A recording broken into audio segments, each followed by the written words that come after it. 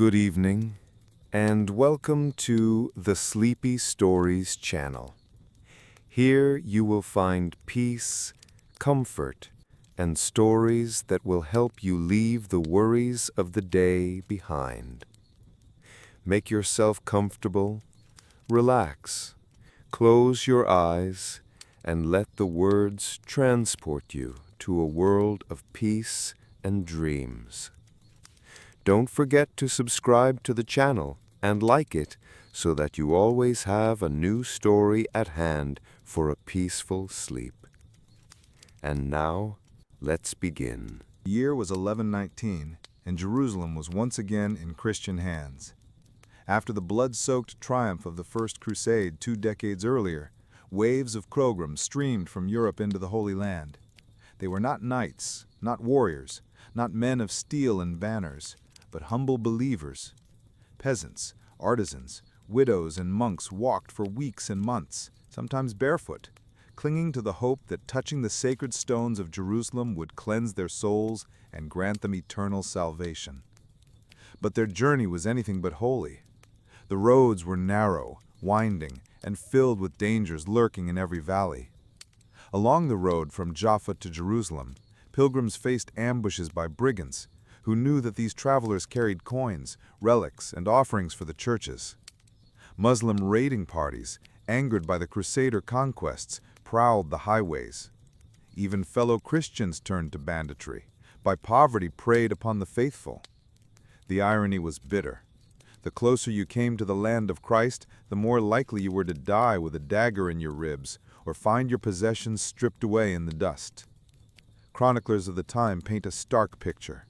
Pilgrims were beaten, stripped, and left to rot along the roadside. Some were dragged away as hostages, sold into slavery in distant markets. Others never made it at all, vanishing into the hills between the coast and the holy city. For many Europeans, the dream of salvation became a nightmare of blood and despair. The rulers of Jerusalem, first Baldwin I, later his cousin Baldwin II, understood the problem well. Without safe passage, the lifeblood of the kingdom would dry up. Pilgrims brought not only faith, but coin, labor, and legitimacy to the fragile crusade estates. But Jerusalem's armies were stretched thin, its fortresses scattered, and its knights too few to guard every pilgrim. Something new was needed, a brotherhood of men willing to live not for land or gold, but for the defense of the defenseless. It was in this crucible of danger that the seed of the Knights Templar was planted. A handful of knights, poor in wealth but rich in devotion, would rise to take an oath not only to God, but to the weary, terrified pilgrims trudging toward Jerusalem. Their mission was simple but revolutionary: to fight so that others might pray in peace. In 1119, amid the dust and uncertainty of the Latin kingdom of Jerusalem, a small band of knights gathered with a bold idea. They were not lords of vast estates or commanders of mighty armies. They were men who had once lived for the clash of battle and the honor of war, but who now felt called to a higher purpose. At their head was Hugh de Pine, a knight from Champagne in France, whose vision was as sharp as his sword. By his side stood Godfrey de Saint-Hoé, and together they convinced 7 others to bind themselves in an oath unlike any Europe had ever seen. They would live as monks, but monks with swords. Their vows echoed the strict discipline of monastic life: poverty, chastity, and obedience. Yet, unlike the Benedictines, who prayed in cloisters, these men would take their prayers onto the road, where danger was constant. They called themselves the Poor Fellow Soldiers of Christ and of the Temple of Solomon, a title that sounded humble, yet carried an aura of divine fire. The world would later shorten it simply to the Knights Templar. At first their numbers seemed laughable: 9 knights to guard thousands of pilgrims traveling across a kingdom scarred by war. They had no fortresses, no treasure, and no banner to rally behind. But they had faith, and faith was a currency more valuable than coin in the medieval imagination. Chroniclers recorded that they swore to dedicate their swords only to defense, never to plunder, never for personal glory. In a world where knights often blurred the line between crusader and bandit, this vow marked them as something utterly new. King Baldwin II, ruling Jerusalem at the time, recognized their zeal. He granted them quarters within the sacred precincts of the Temple Mount in what had once been part of the Al-Aqsa Mosque. Christians believed this site was none other than the ruins of Solomon's Temple, where God's presence had once dwelt. To live and pray there was not only a privilege, but a sign that these warriors carried a mission of biblical proportions. For the pilgrims stumbling up the perilous road from Jaffa, the sight of a mounted knight in white cloak and cross was more than reassurance. It was a living symbol that God had not abandoned them. The Templars' beginnings were humble, but in their humility lay a strength that would one day make them the most feared and powerful order in Christendom. The Templars began as little more than a noble experiment, 9 men with swords and a vow. But an experiment cannot survive long without structure, and structure came in the form of one of the most influential churchmen of the age, Bernard of Clairvaux. Bernard was no ordinary monk. He was a Cistercian abbot, a reformer, and one of the most persuasive voices of the 12th century. When he spoke, kings listened, and when he wrote, the Church followed. In 1129, at the Council of Troyes in France, the fledgling brotherhood was formally brought before the highest authorities of the Church. Hugh de Pine himself stood to present the Templars' mission. They were poor, they had no lands, and their order was unlike any monastic tradition that had come before. But Bernard saw potential in them, potential not only for service, but for salvation. He argued that these men, by combining the humility of monks with the courage of knights, embodied a new kind of holiness. Under Bernard's guidance, the Templars received their rule, a written code of life that transformed them from a ragtag band into an official religious order. It was modeled after the strict Cistercian discipline. Silence in the halls, simple meals without extravagance, no luxuries of clothing or gold. Their armor was plain, their cloaks white as a sign of purity, and their diet restricted even in times of war. They were to avoid pride, gluttony, and above all, personal ambition. In short, the rules sought to strip away everything worldly, leaving behind only men wholly devoted to God and the protection of His pilgrims. Yet there was a paradox at the heart of the rule.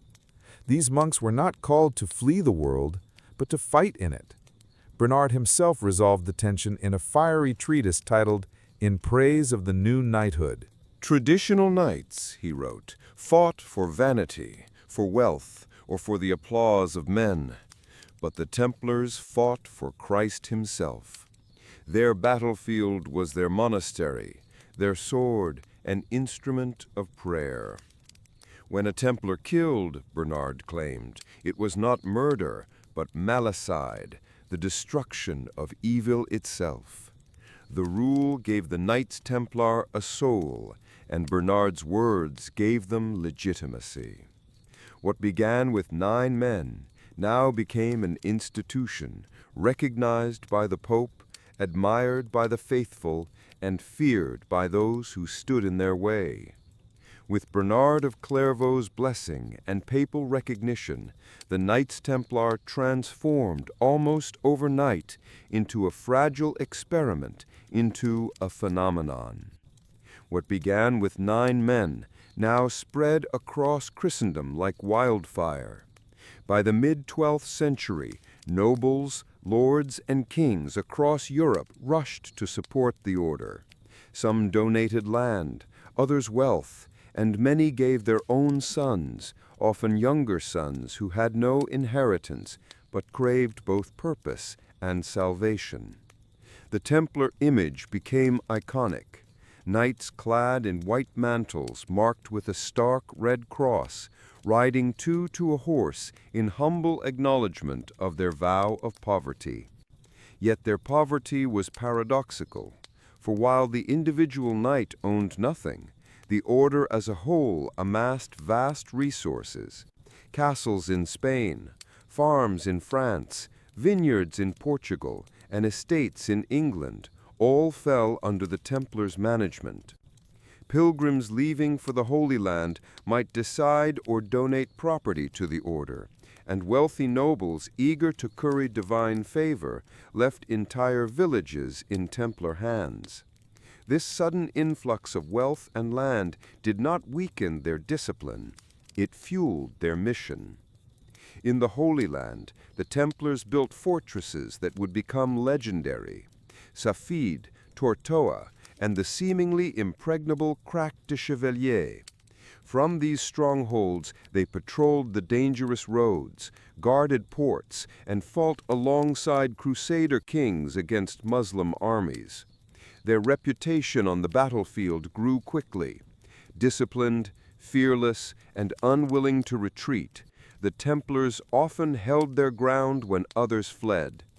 But it wasn't just swords and castles. The Templars also pioneered something entirely new for medieval Europe, a network of financial support. Pilgrims traveling from London to Jerusalem could deposit money in a Templar preceptory in England and withdraw the equivalent in the Holy Land, sparing themselves the danger of carrying gold across hostile lands. It was a system so advanced that some historians call it the first international banking network. By the middle of the 12th century, the once humble, poor fellow soldiers of Christ had become one of the most powerful institutions in Europe. They were monks, yes, but monks who could marshal armies. They were poor, yes, but richer than kings. Their rise was meteoric, and it was only the beginning. If the white mantle and red cross made the Templar instantly recognizable, it was on the battlefield that their reputation was carved into legend. By the mid-12th century, they had become the shock troops of the Crusader states, a brotherhood bound not just by vows, but by the willingness to die shoulder to shoulder. Templar knights were trained to fight with a discipline that stood out in an age when battles often devolved into chaotic melees. They rode into combat in tight formations, their lances lowered like a wall of steel. When the order's banner, the bosant, was raised, no Templar was permitted to flee so long as it still waved. This rule, born of their sacred code, meant that they often held the line long after ordinary knights would have broken. Chroniclers tell us that when other armies scattered, the Templars stayed, sometimes to the last man. Their valor earned admiration even from enemies. Muslim chroniclers, while condemning the Crusaders as invaders, noted the ferocity of the white monks who charged into battle with terrifying resolve. At battles such as Montisade in 1177, where a vastly outnumbered Christian force stunned Saladin, the Templars' courage was decisive. Saladin himself, the great Sultan of Egypt and Syria, reportedly remarked that while most Crusaders could be crushed, the Templars were made of sterner stuff. Inside the order, brotherhood ran deep. Each knight swore not only to God, but to his brothers in arms. They ate together in silence, trained together, and died together. Even their burial reflected equality, in plain graves, without gilded tombs or ornate monuments. Their identity was communal, not personal, knights of Christ rather than knights of their own glory. Yet this discipline came at a cost. The Templars were expected to obey without hesitation. To retreat without orders was a grave sin. Many knights perished not because victory was possible, but because the rule demanded unshakable loyalty to the order's banner. This stubbornness sometimes led to devastating losses, but it also cemented their fearsome mystique. By the late 12th century, the Templars were no longer merely guardians of pilgrims. They had become an elite warrior caste, equal parts monks and soldiers, feared by foes and admired by allies. In the crucible of constant war, their brotherhood was forged in blood and bound by unbreakable vows. Though remembered for their swords and their vows, the Knights Templar also wielded a quieter but equally formidable weapon: money. By the mid-12th century, their reputation for honesty and discipline made them trusted stewards of wealth across Christendom. Lords, kings, and even common pilgrims turned to the order not only for protection, but also for financial security. A pilgrim setting out from Paris or London might deposit his savings at a local Templar commandery. In return, he received a coded letter of credit, a slip of parchment indecipherable to outsiders, which he could later redeem in Jerusalem for the same amount. This spared him the peril of carrying gold across bandit-ridden lands. To a medieval world accustomed to theft and dishonesty, the system was revolutionary. The Templars, with their far-flung network of castles and prectories, had created what was effectively the first international banking network. Their financial reach extended far beyond pilgrim accounts. Kings, too, relied on the order. The kings of Aragon, England, and France entrusted Templars with their treasuries, knowing that no chest of coin would vanish under the white cloak. They financed crusading campaigns, collected rents on vast estates, and even acted as moneylenders, though they did so carefully, sidestepping accusations of usury by charging fees rather than interest. The Templars' Paris headquarters, known as the Temple, became a financial hub so secure that even kings could not touch the wealth stored within. England's King Henry III used the Temple as his personal treasury. Popes relied on Templar funds to finance their wars and diplomatic missions. For nearly 2 centuries, their system made them indispensable to rulers who found themselves constantly short of cash but flush with ambition. Paradoxically, their vow of poverty was what gave them credibility. While individual knights owned nothing, not even the horses they rode, the order as a whole became staggeringly rich. They invested in farms, mills, vineyards, and ports. Their network stretched from the wheat fields of England to the olive groves of Cyprus. The profits did not line personal pockets, but flowed back into the mission, defending the Holy Land and sustaining the order's warriors. But with wealth came whispers. How could men sworn to poverty wield more money than many kingdoms? How could monks in armor also act as Europe's bankers? These questions, first murmured in markets and taverns, would one day fuel suspicion, envy, and ultimately destruction. By the late 12th century, the Knights Templar stood at the heart of the Crusaders' struggle, and their greatest adversary was one of the most formidable figures of the medieval world, Saladin. Sultan of Egypt and Syria, Saladin was both a brilliant commander and a shrewd statesman. His rise posed an existential threat to the fragile Crusader states, and the Templars often found themselves directly in his path.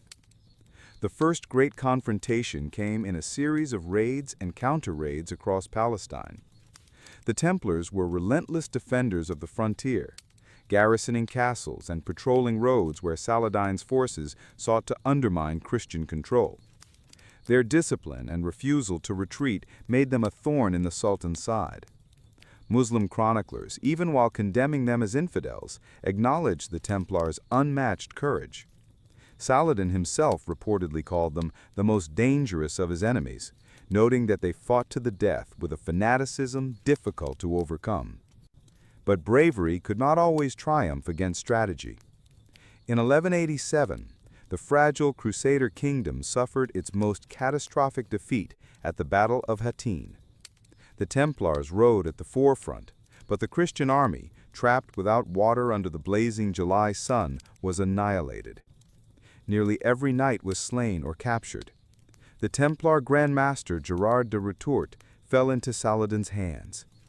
In an act meant to break the spirit of Christendom, Saladin ordered the execution of hundreds of captured Templars and Hospitallers, sparing only a handful who converted to Islam. For the Order, it was a massacre that seared itself into their collective memory. Yet, the Templars were not destroyed. Within months, they regrouped, manning the fortresses that still resisted Saladin's advance. At the siege of Tai and later at Acre, they played a crucial role in keeping a Crusader foothold in the Levant. When King Richard the Lionheart arrived for the Third Crusade, it was the Templars who fought beside him, charging into battle with the same iron resolve that had earned them both admiration and fear. The clash with Saladin revealed both the glory and the fragility of the Templar mission. They were fearless, yes, but not invincible. Their willingness to die on the battlefield, while inspiring, also bled the order of its finest warriors. Still, their resilience ensured that even after Hattin, the Red Cross continued to fly in the east. The 13th century marked the beginning of a slow unraveling for the Knights Templar. Once hailed as saviors of pilgrims and champions of Christ, they now faced a series of blows that eroded their strength, reputation, and very purpose. The first challenge was military. The Crusader kingdoms that the Templars had sworn to defend were crumbling. After the disastrous loss at Hattin and the fall of Jerusalem to Saladin, the Crusaders clung to a handful of ports and fortresses along the coast. The Templars poured their resources into defending these outposts, but one by one they fell. Acre, the last major Christian stronghold in the Holy Land, was lost in 1291 after a brutal siege. Thousands of Templars died in its defense, and those who survived retreated to Cyprus, exiled from the land that had given them their original mission. But geography was not their only problem. Perception was changing too. With no Holy Land to protect, many in Europe began to ask, what was the point of the Templars now? Their vast estates, castles, and wealth remained, but their visible purpose seemed gone. Pilgrims no longer needed escorts to Jerusalem. Jerusalem itself was lost. To kings desperate for money and power, the order's riches looked less like sacred trust and more like tempting plunder. Accusations began to swirl. Whispers claimed the Templars had grown arrogant, that they had dabbled in secret rituals, that their vows masked corruption. Their role as Europe's bankers, once a service, now bred resentment. Lords indebted to them sneered at their poverty while envying their prosperity. Even monarchs who had relied on them began to fear their independence. Unlike other orders, the Templars answered only to the Pope. They paid no taxes, owed allegiance to no king, and operated across borders with a freedom few rulers could tolerate. The final spark came from Philip the Fair, King of France. Crushed under debt to the Templars, Philip saw both opportunity and danger in their continued existence. He began a campaign of rumor and suspicion, suggesting that these warrior monks were heretics who mocked Christ in secret rites. Whether believed or not, the idea took root, feeding on jealousy and fear. The once unshakable order now found itself under a shadow. Their castle still stood, their coffers were still full, but the foundation of trust, the faith of Christendom in their mission, was cracking. The stage was set for betrayal. The dawn of Friday, October 13, 1307, shattered the order's centuries of power. Acting on the orders of King Philip the Fair of France, royal officers stormed Templar prectories across the kingdom. Hundreds of knights were arrested in a single coordinated strike. The charges were shocking.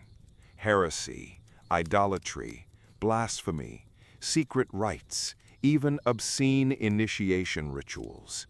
To a medieval audience, these accusations were damning, whether or not they were true. Philip's motives were plain. He was bankrupt, weighed down by the debts he owed to the Templars. By destroying them, he could erase what he owed and seize their wealth. But to succeed, he needed more than greed. He needed legitimacy. And so the Templars were dragged before inquisitors, tortured until they confessed to crimes they almost certainly did not commit. Under the lash on the rack, men admitted to spitting on the cross or worshipping strange idols. The confessions were paraded as proof, even though many knights later recanted, declaring their innocence before God. At first, the Pope Clement V hesitated. The Templars had long been under papal protection, answerable to no king. But Philip's pressure was relentless, and the scandal threatened to undermine the Church itself if left unresolved.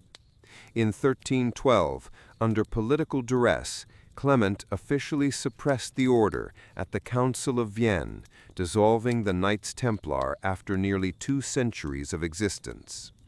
Their lands and wealth were in theory transferred to their rivals, the Hospitallers, but much of it conveniently found its way into royal coffers. The once feared warrior monks were scattered, some absorbed into other orders, others fading into obscurity. In Portugal, they re-emerged under a new name, the Order of Christ, but elsewhere, the Red Cross of the Templars vanished. The most dramatic moment came in 1314, when Jacques de Molay, the last Grand Master, was burned at the stake in Paris after retracting his forced confession. Chroniclers claim that as the flames consumed him, he called upon God to judge both Pope Clement and King Philip within the year, and indeed, within months, both men were dead.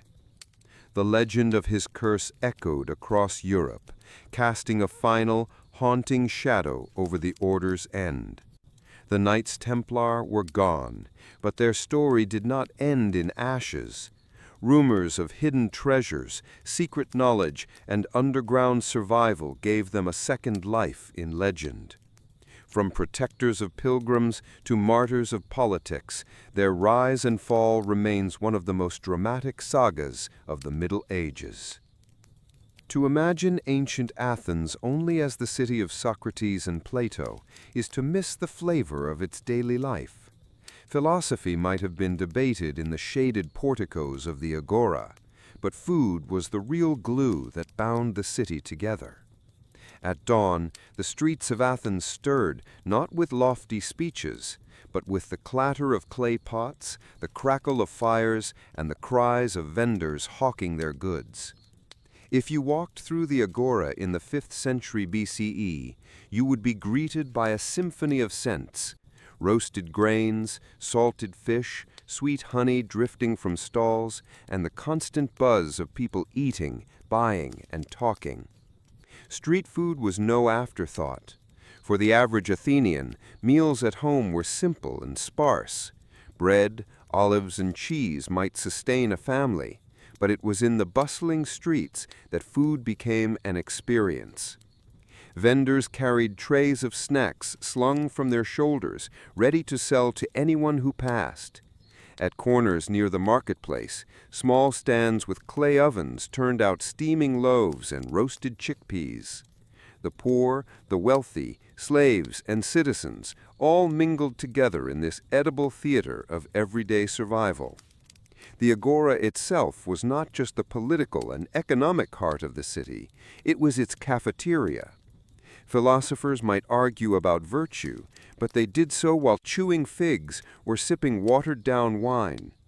Couriers paused for a bite of bread dipped in oil, and laborers fresh from the dock satisfied their hunger with grilled sardines sold for a single coin. The hum of conversation mixed with the hiss of hot pans, creating an atmosphere that was as social as it was practical. For Athenians, food on the street carried no stigma. It was quick, communal, and often festive. A man could grab a handful of nuts on his way to the assembly, or pause for honey cakes after attending a festival. Children darted between stalls, pestering vendors for scraps, while farmers arriving from the countryside bartered their goods for a taste of city cooking. Athens was, in short, a city that lived by its streets. The food there was not luxury, but rhythm, a daily beat of roasting, baking, and frying that nourished its citizens while binding them together in one bustling, flavorful community. If there was one food that embodied the daily life of ordinary Athenians, it was the humble chickpea. Vendors roasted them on flat pans over open flames, sprinkling them with a pinch of salt or herbs, and served them in little cones of papyrus. The aroma of toasted legumes drifted through the marketplace, luring passers-by to stop for a handful. They were cheap, filling, and packed with enough protein to sustain a laborer through a long day at the docks or in the fields. In a city where most people lived without wealth, roasted chickpeas were the true democratic snack, shared by everyone, from poor craftsmen to students of philosophy. But the chickpea was not eaten only roasted. Boiled and stewed with garlic, onions, or dill, it made a hearty porridge known to all classes. A pot of chickpeas simmering slowly over the fire was a common sight in Athenian households, especially in the poorer districts where meat was a rare luxury. Chickpeas were also ground into flour to thicken soups or mixed with barley to stretch a meal further. They were the backbone of survival food, plain, earthy, and reliable. Alongside chickpeas stood the lentil, another humble legume that earned pride of place in the Athenian diet. A bowl of lentil stew was often called the poor man's meat. But this was not an insult. Lentils were hearty, rich in flavor when stewed with vinegar and herbs, and they could be prepared quickly for those who had little time or money. Philosophers themselves were fond of them. A saying attributed to Socrates teases young men to content themselves with lentils rather than chase after extravagance. In this sense, lentils were not just food, they were a moral lesson in moderation and simplicity. On the streets, vendors might carry steaming bowls of lentils to sell to workers rushing between tasks.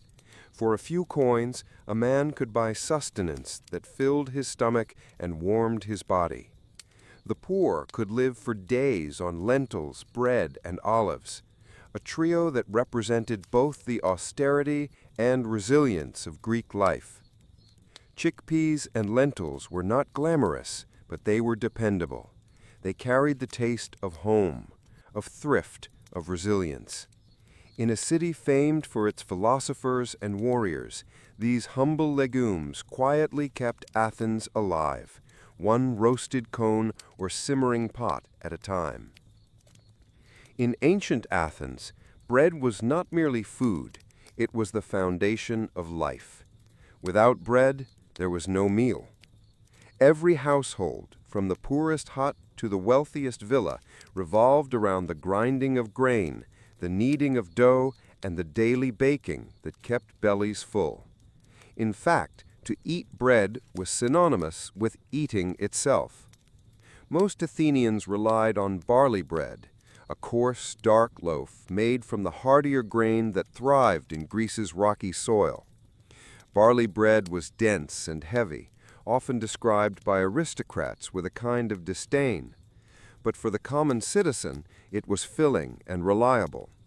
Wheat bread, finer and softer, was a luxury imported from regions like Thrace or Egypt. To eat white bread was to declare one's wealth. It was food for the privileged few, not for the majority. On the streets of Athens, bakers rose before dawn to prepare the city's daily bread. Ovens fired with olive wood and brush filled the air with a nutty, smoky fragrance that drifted across the agora. Vendors sold loaves hot from the hearth, wrapped in cloth or leaves to retain warmth. A dock worker might break his loaf apart with his hands on the way to labor, dipping chunks into olive oil or wine for flavor. Children tore off pieces to nibble while running errands, and farmers arriving from the countryside often bought bread to eat alongside dried figs or cheese. Bread was rarely eaten plain. It was dipped into honey for sweetness, soaked in diluted wine, or used to scoop up stews of beans and lentils. Wealthier Athenians might sprinkle it with herbs, sesame, or cheese. There were even variations baked with onions or garlic, giving the loaves a pungent edge that filled the stomach and sharpened the senses. But bread was more than fuel. It was symbolic. In offerings to the gods, bread was laid upon altars. During festivals, special loaves shaped into coils or animals were baked as sacred gifts. Sharing bread was also a social act, a gesture of hospitality and community. To break bread with someone was to acknowledge trust and friendship. In every bite, bread carried the story of Athens, its soil, its laborers, its markets, and its gods. Whether barley dark or wheat white, humble or luxurious, bread was the thread that bound together survival and society in the streets of the ancient city. If bread was the foundation of the Greek diet, then fish was its flavor. In a land where the sea was never far away, the people of Athens turned to the waters for sustenance. The Aegean was their pantry, supplying everything from humble sardines to prized tuna. On the streets of the city, fish was not reserved for feasts. It was everyday fare, sizzling over flames for anyone with a few coins to spare.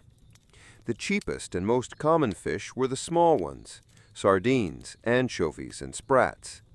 Vendors skewered them on sticks or wrapped them in fig leaves, grilling them quickly over open charcoal braziers.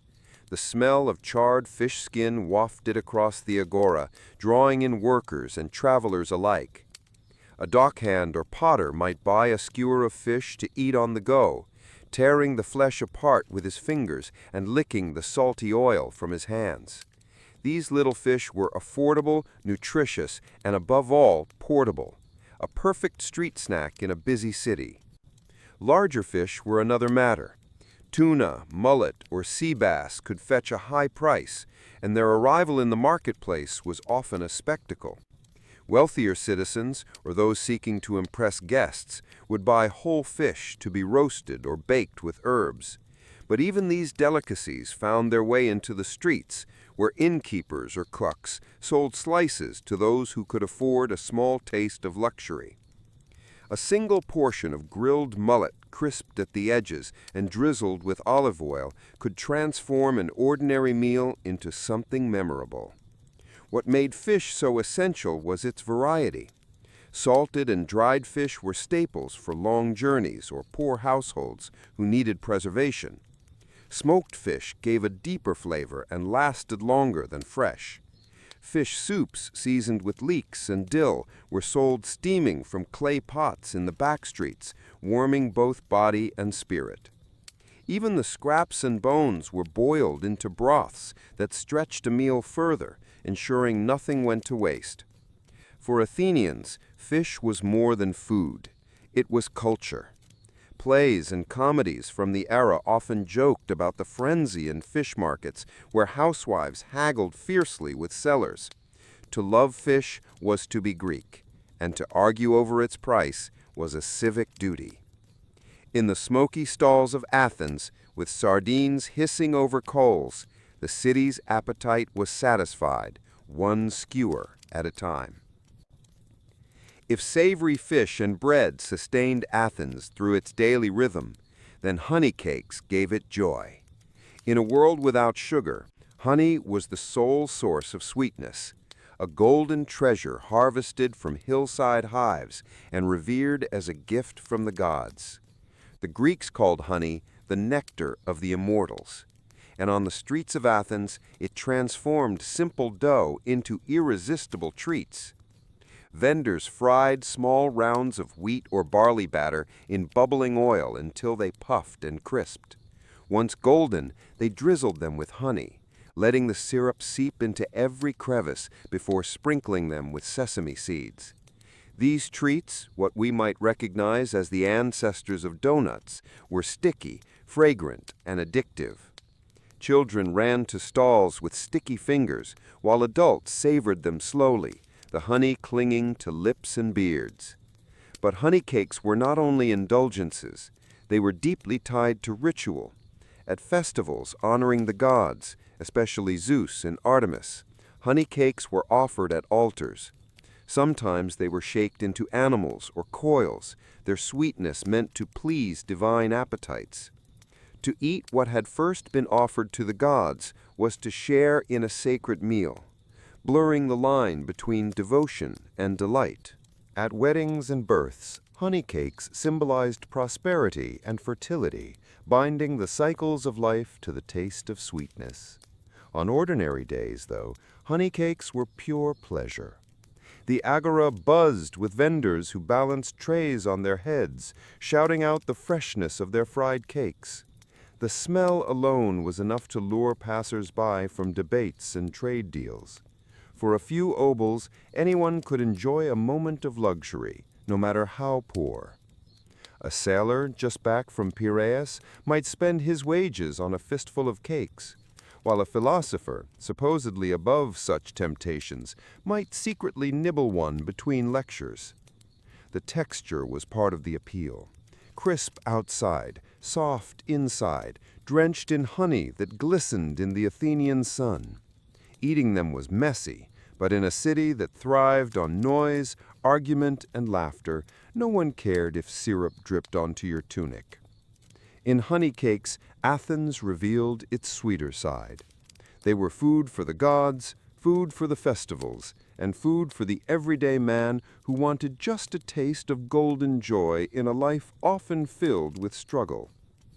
Not every street food in Athens required fire or frying pans. Some of the most beloved snacks were simple gifts of the earth: figs, olives, and nuts.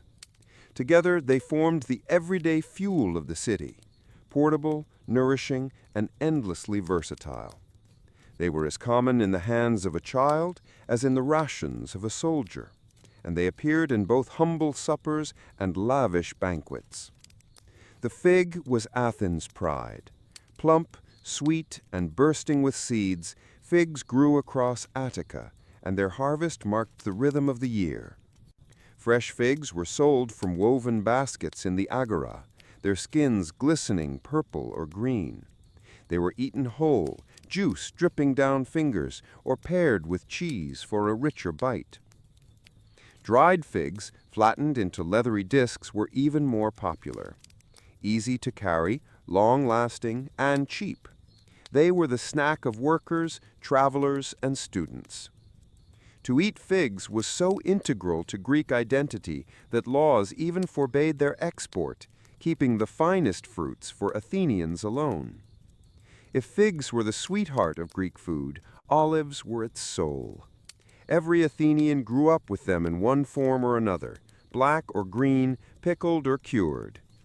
Olives were sold in heaps at market stalls, scooped into clay jars and eaten by the handful. Olive oil, pressed from these same fruits, flavored nearly every dish. But the olives themselves were an essential street snack. Salty, tangy, and filling, they were carried in pockets or wrapped in leaves for quick bites. To eat an olive was to taste the land of Greece itself: rocky soil, hot sun, and centuries of cultivation. Nuts, too, had their place in Athenian life. Almonds, walnuts, and hazelnuts were cracked open and eaten raw or roasted, often sold in small piles by vendors at festivals. Children tossed them like dice in games before eating them, while adults carried them as travel food. Mixed with honey, nuts became a sweet, energizing treat, beloved by athletes for their strength and by philosophers for their simplicity. Together, figs, olives, and nuts were more than food. They were a portable pantry, sustaining Athens at work, in play, and in worship. Sold cheaply on the streets, they embodied the balance of Greek eating: simple, natural, and tied to the rhythm of the earth. No Athenian meal, whether in the streets or at home, was complete without something to drink. And for the Greeks, that almost always meant wine. But forget the modern image of gulping it straight from the amphora. Athenians considered drinking unmixed wine barbaric. Instead, they diluted it with water, often in a 3-to-1 ratio, turning strong wine into a refreshing beverage suited for daily life. To drink it pure was considered a mark of savagery, fit only for Thracians and other uncivilized peoples. In the agora and neighborhood taverns, large clay jars called craters were filled with watered wine. Vendors dipped cups into them, selling cheap portions to laborers who wanted to wash down bread or fish. The drink was sometimes flavored with herbs, spices, or even honey to mask the roughness of cheaper vintages. A sailor back from Piraeus might spend his coins on a cup of spiced wine, while a philosopher, supposedly above such temptations, might secretly nibble one between lectures. Street water sellers also played their part, carrying amphorae from the city's fountains and springs. Water was plentiful in Athens, thanks to aqueducts and cisterons, and while it was not unsafe, Athenians generally preferred it mixed with a splash of wine. The combination was practical. It stretched the wine further, dulled its intoxicating power, and gave even ordinary water a sense of festivity. For those with a sweet tooth, another option was kaikon, a simple mixture of barley, water, and sometimes herbs or honey. Though more rustic, it was refreshing, filling, and particularly popular among farmers and soldiers. At religious festivals, kaikon even carried a sacred meaning, tied to the rites of Demeter and the Eleusinian mysteries. To drink it was not only to quench thirst, but to participate in tradition. Wine drinking was also deeply social. Even a humble street-side cup echoed the practices of the symposium, the Greek drinking party, where men reclined on couches, talking, singing, and debating under the influence of diluted wine. On the streets, Athenians did not lounge on cushions, but the same principle applied. Wine loosened tongues, forged connections, and turned a simple meal into a shared experience. For Athenians, watered wine was more than refreshment. It was culture in a cup. In every sip lay a blend of practicality, moderation, and community, echoing the balance that defined Greek life itself. If the agora was the beating heart of Athens, then its markets were the arteries through which food, voices, and energy flowed. Every day before dawn, the square filled with vendors setting up their stalls, arranging baskets of figs, amphorae, slabs of cheese, and trays of roasted chickpeas. By mid-morning, the place was a riot of noise, smells, and colors. The food vendors of Athens were not merely salesmen. They were performers. Each one cried out with exaggerated claims, boasting that his honey was sweeter than the rivals, or that his fish was fresher, caught at dawn from the harbor at Piraeus. Housewives hargled fiercely, slapping coins down and demanding better prices. Philosophers complained about the noise, but often found themselves lured into buying snacks between lectures. Slaves scurried through the crowds, sent by their masters to gather provisions. The market was chaotic, but it was also the glue of the city, a place where every class mixed in pursuit of sustenance. Some vendors carried their goods through the streets rather than setting up stalls. Bakers balanced trays of flatbread on their heads. Nut sellers rattled small baskets to attract attention. Fishmongers dripped seawater onto their catch to keep it glistening and fresh. The poorer citizens could buy just a single sardine or a handful of olives, while the wealthy might purchase amphora of fine wine or large cuts of meat for household feasts. Markets were also places of innovation. Athenian cooks experimented with spices brought in from trade routes, offering flavored bread, seasoned stews, or fish grilled with herbs for those who could pay a little extra. The variety gave the streets an international flavor. Egyptian grain, Thracian wine, and Anatolian nuts sat side by side with Attic olives and figs. For Athenians, eating at the market was not just about survival, it was about connecting to the larger world beyond Greece. And then there were the smells. Smoke rising from fish grills mixed with the sweetness of honey cakes. The sharp tang of pickled olives mingled with the earthy scent of lentils bubbling in clay pots. For the citizen, soldier, slave, or philosopher passing through, the market was an irresistible sensory assault, a reminder that in Athens, food was never far from reach. The agora's markets were more than commerce. They were theater, politics, and survival wrapped into one. To walk through them was to experience Athens at its most human. In Athens, food was never just about filling the stomach. It was about connection between families, neighbors, classes, and even the gods themselves. Meals, whether taken at home, in the bustling agora, or at religious festivals, served as the glue that held the city together. For the ordinary Athenian, eating was communal. Families gathered around simple clay tables, sharing barley bread, olives, and lentil stew from common bowls. Nothing was wasted, and eating was as much about conversation and storytelling as about nourishment. Even the poorest laborer could find dignity in breaking bread with his kin.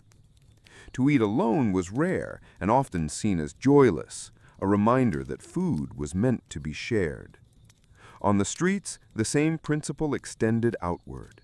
Vendors sold roasted chickpeas or grilled sardines, not to silent customers, but to people who lingered, chatted, and argued as they ate.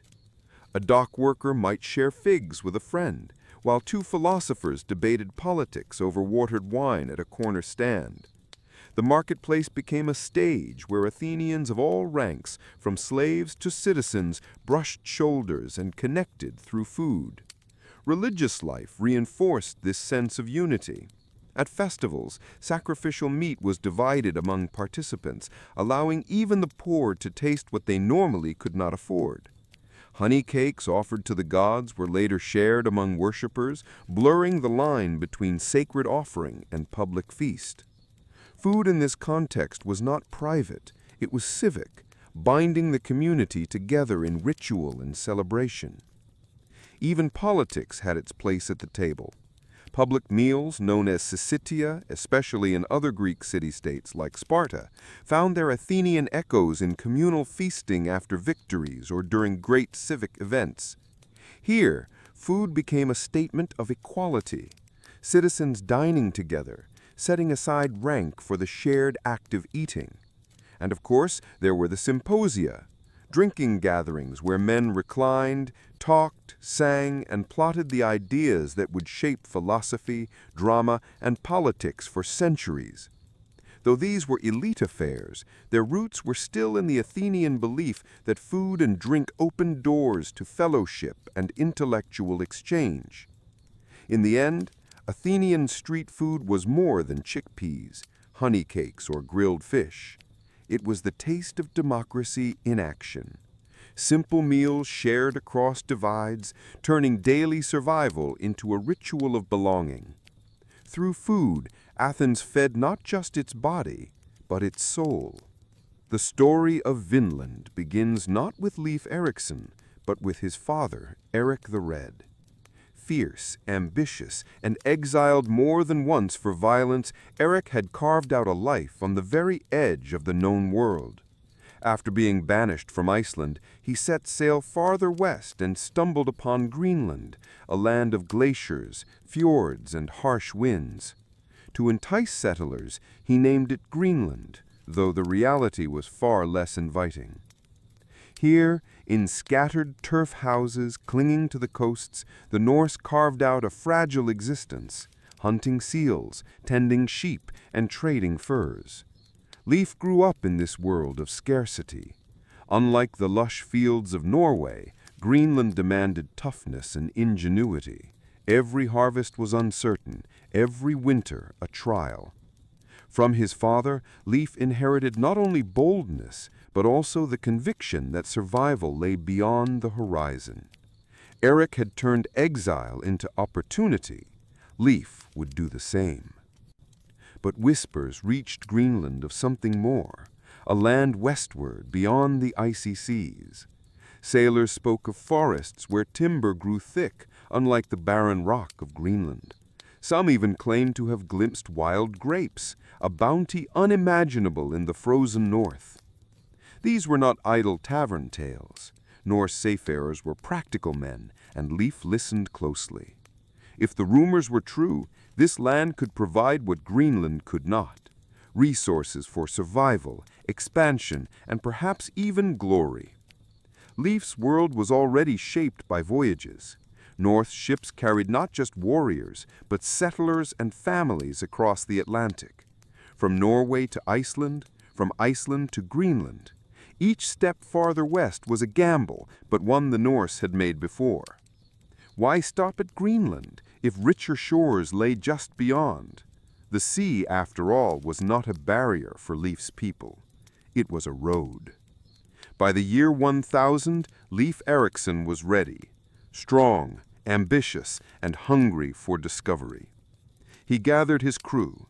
His father, Eric, though proud and aging, was cautious, warning of storms and unknown dangers. But Leif was not deterred. He had grown up on stories of men who pushed past fear into legend. For him, sailing west was not just curiosity, it was destiny. And so, with Greenland's icy fjords at his back, Leif set his sights on the horizon. What awaited him was not just another settlement, but the beginning of one of history's greatest tales of discovery. The land that would come to be called Vinland. In the year 1000 CE, Leif Erikson made ready for a journey that even his bold father had hesitated to attempt. He gathered a crew of about 35 men, hardened farmers, hunters, and sailors who knew the moods of the North Atlantic all too well. They were not adventurers chasing glory alone. They were men of necessity, accustomed to hunger, cold, and danger. To them, the promise of new land was as much survival as it was exploration. Their ship was a nar, a broad-bellied cargo vessel built for ocean crossings. Unlike the sleek, dragon-crowed longships of raiders, the nar was steady, able to carry livestock, timber, and trade goods. Its oak planks flexed with the waves, and its single square sail of wool dyed red and brown caught the northern winds. Each man knew the rigging, the oars, and the rhythm of the sea. With their provisions of dried fish, seal meat, butter, and ale, they pushed westward, chasing the edge of the known world. Navigation was part science, part instinct. The Norse had no maps of these western seas. Instead, they read the sun's path, the flight of birds, the smell of salt and seaweed, even the color of water against the hull.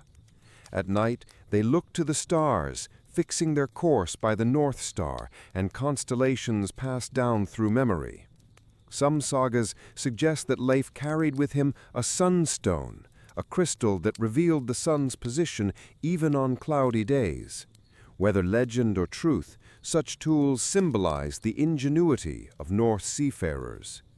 The voyage was no calm passage. The North Atlantic could turn savage in moments.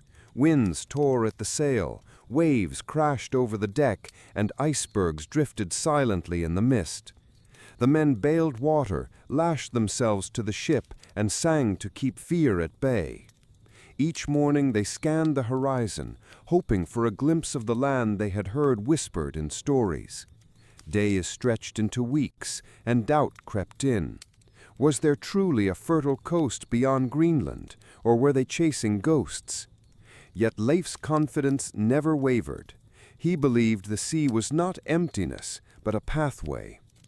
When at last the gulls began to circle overhead and the scent of earth drifted on the wind, the crew's doubts turned to awe. Ahead lay a new shore, untouched and waiting. This was not just landfall, it was the moment when legend began to harden into history. At first it appeared as a faint smudge against the endless gray horizon. The men squinted into the spray, unsure if it was another bank of mist or the dream they had chased for weeks.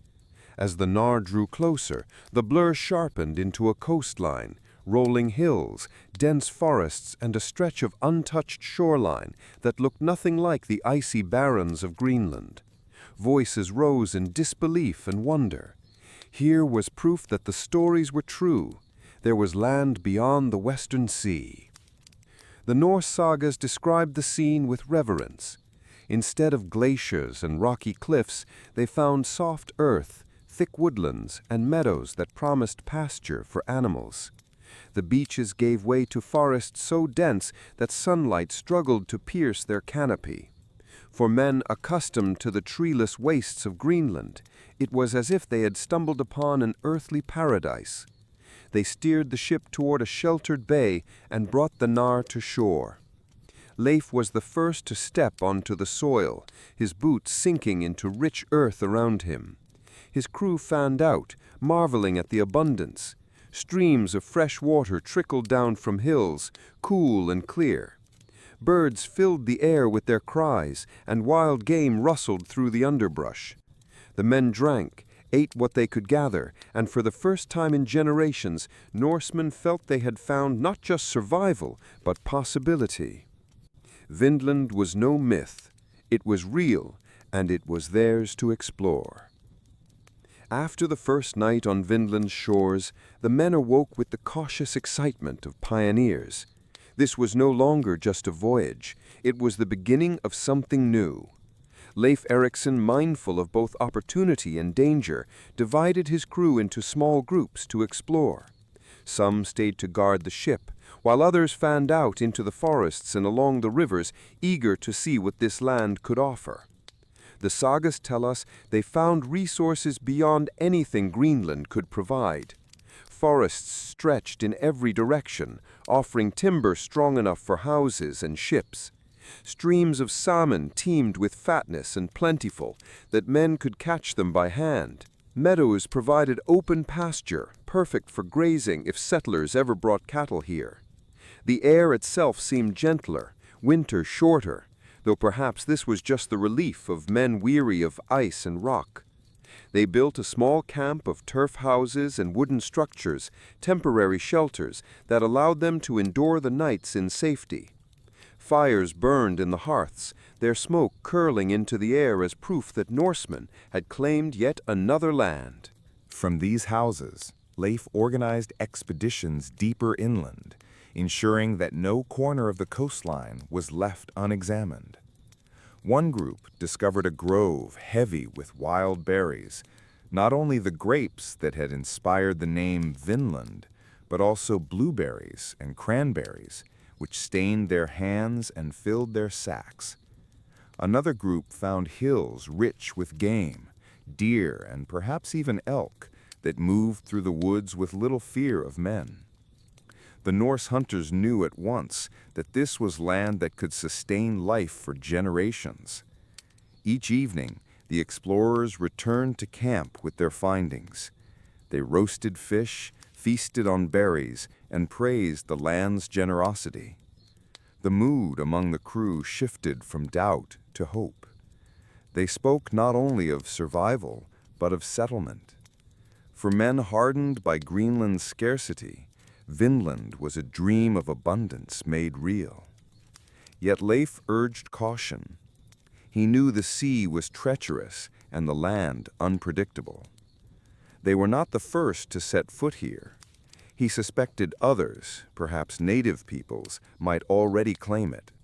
For now, though, Vinland remained theirs to explore, a land both wild and welcoming, waiting to test whether Norse ambition could truly take root so far from home. For weeks, Leif Erikson and his crew enjoyed the bounty of Vinland. They fished its rivers, hunted its game, and gathered its berries. But the Norse knew well that no land, however fertile, was ever truly empty. Sooner or later, they expected to find others, whether friend or foe. And in time, they did. The sagas describe the first inhabitants the Norse encountered as the Skrælings, a term used for the native peoples they met in both Greenland and Vinland. To the Norse eye, the Skrælings were unfamiliar, shorter in stature, dressed in hides, skilled with bows and arrows, and quick-moving across the land. Their language was strange, their customs alien. But what mattered most was how these two groups, separated by oceans and worlds of culture, would deal with one another. At first, the encounters were cautious. The North showed goods such as red cloth, metal tools, and milk, things unknown to the Skraelings. In return, the natives offered pelts, animal skins, and food. For a brief time, it seemed possible that trade might flourish. The Norse prized furs, and the Skraelings were intrigued by woven cloth and iron. Around the fires of their turf houses, Leif's men dreamed of a future where Vinland could be both a colony and a trading hub. But mistrust grew quickly. The Norse, though hardy farmers and sailors, were also warriors by heritage. They carried weapons and were not afraid to use them. The Skraelings, wary of the strangers with iron swords, began to see them as intruders. Conflicts sparked suddenly. Arrows loosed at Norsemen in the woods, a clash over trade gone wrong, shouts in languages neither side could understand. The sagas tell of one particularly fierce skirmish, where the Skraelings attacked in numbers, driving the Norse back to their settlement. Arrows whistled, stones flew, and the Vinland camp trembled with chaos. The Norse fought back, shields raised, swords flashing, but they realized a grim truth. They were too few, and the land was not theirs alone. Though Leif sought peace where possible, these clashes made it clear that Vinland, however rich, was contested ground. The grapes, the timber, the salmon, all were tempting, but so long as the Skraelings defended their homeland, any Norse foothold would be fragile. What began as a voyage of discovery was turning into a lesson. The Atlantic had delivered them to new shores, but survival here depended not only on nature's bounty, but on how they faced the people who already called this land home. Once Leif Erikson and his men established their camp, Vinland became more than just a distant coastline. It became a lived reality. The Norse were not merely explorers, they were settlers at heart, accustomed to carving homes out of hostile landscapes. In Vinland, they built a small but sturdy base, probably of turf walls and timber roofs, much like the dwellings in Greenland. Smoke from their hearths curled above the camp, a sign that Norse hands were shaping this wild land into something familiar. Daily life followed a rhythm of survival and opportunity. At dawn, men set out to fish the rivers and streams where salmon leapt in such numbers that catching them seemed almost effortless. Others hunted game, deer, bear, and waterfowl, returning with meat that was roasted on open fires or preserved for leaner days. The forest provided nuts and berries, while the grassy clearings suggested potential fields for grazing livestock should future settlers arrive. Food, however, was not their only concern. Timber was perhaps Vinland's greatest treasure. Greenland settlers were starved of wood, forced to build with stone and turf. Here, forests stretched endlessly, offering logs for ships, houses, and tools. Crews felled trees, shaping them with axes, stockpiling planks and beams. Some of this lumber was destined not for Vinland itself, but for Greenland, resources to be fed back across the ocean. Life in the settlement was not without hardship. The winters, though milder than Greenland's, were still biting, and provisions had to be carefully managed. Firewood was cut and stacked, stores of fish and meat salted or dried. Norse discipline, forged by years of survival on harsher shores, kept the camp organized. Evenings were quieter. Men gathered around the hearth, telling tales of their homelands or speculating about Vinland's future. Could families be brought here? Could farms thrive? Some dreamed of a permanent colony, a place where Norse children could grow among vines and forests instead of ice and rock. Others, more cautious, saw Vinland as a seasonal outpost, a place to gather timber and resources before returning east. What united them all was the sense of standing at the edge of possibility. Vinland was unlike any land they had known, generous, fertile, yet uncertain. Around their fires, Leif's men lived as pioneers, half in the present, half dreaming of what might be built upon these western shores. For a time, life in Vinland seemed promising. The Norse had food, timber, and shelter, and Leif Erikson's crew began to imagine futures rooted in this new land. Yet, beneath the surface, tension grew. The Skrælings, the native people who already called Vinland home, had tolerated the strangers for a while, but suspicion and resentment began to rise. The Norse saw the land as empty for the taking. The Skrælings saw invaders cutting their trees, hunting their game, and planting their fires along the shore. At first, interactions were cautious exchanges. The Norse offered red cloth, milk, or iron tools, which fascinated the Skrælings, while they, in turn, traded animal pelts and food. But these fragile beginnings soured quickly. The Norse, proud and martial, carried weapons even to trade. Their warriors' presence was a constant reminder that their friendship rested on the edge of a sword. One saga tells of a skirmish sparked when a bull belonging to the Norse bellowed and frightened the Skrælings, who retaliated in fear. Another account describes a trade dispute, perhaps over milk or cloth, that erupted into violence. Whatever the spark, arrows flew, stones were hurled, and soon the Norse camp found itself under siege. The Skrælings came in numbers. They moved swiftly, their arrows raining down from a distance, forcing the Norse to raise shields in tight formations. The Norse countered with iron swords and axes, weapons that could cleave through bone and wood. But they were few, and each loss struck deeply. For every Norseman who fell, the survival of the whole settlement was threatened. The sagas highlight moments of desperation and bravery.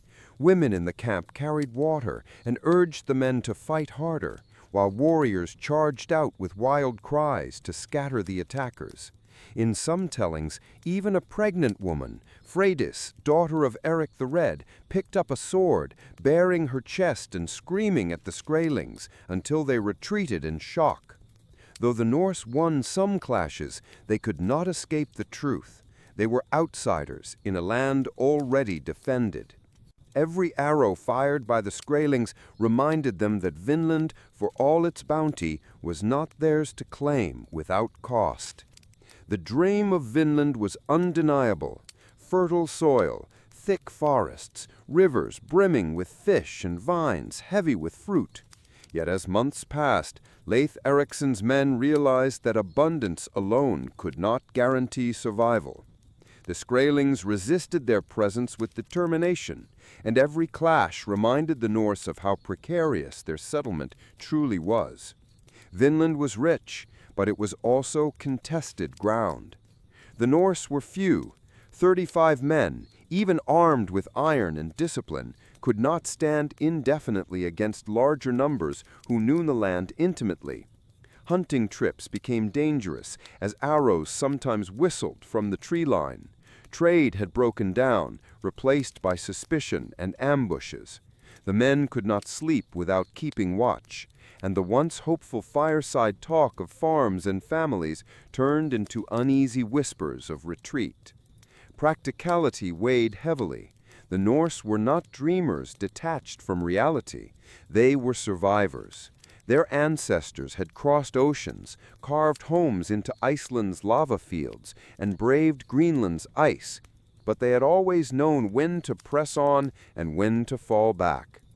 Vinland's timber and resources were valuable, yes, but permanent settlement seemed impossible with hostile neighbors and such a small force to defend it.